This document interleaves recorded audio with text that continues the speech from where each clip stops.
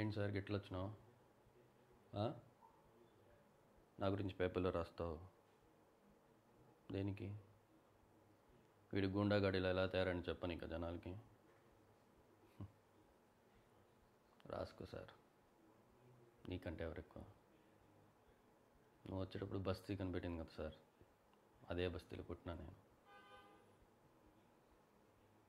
నేను మా అయ్యకి ఛాయ్ దుకాణం ఉండేది సార్.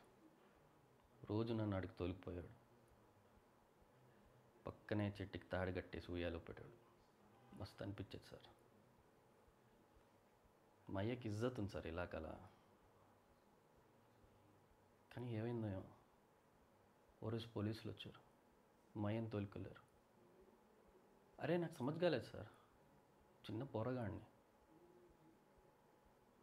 ఉరికెత్తిన సార్. ఆ జీప్ వెనకాలే ఉరికెత్తిన ఆపలా. పొద్దున్నుంచి రాత్రి వరకు ఆడే కుట్టిన ఏడ్చిన సార్. కనీసం పలకరించిందే లేదు సార్ ఎవడు.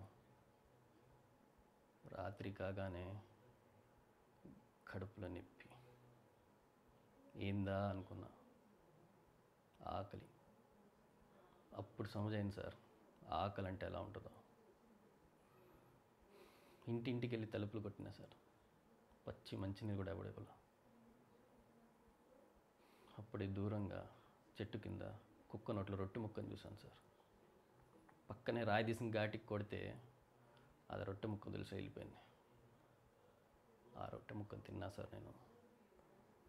కుక్క నోట్ల నుంచి జారిపడ్డ రొట్టె ముక్కను తిన్నా సార్ నేను.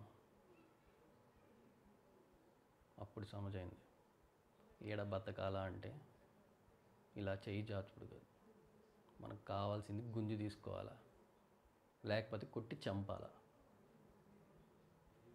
అలా అయితే నేను బతకగలను సార్. అలా అయినా సార్ నేను గ్యాంగ్స్ ఓడి చేశాడు సార్. రాసుకో సార్.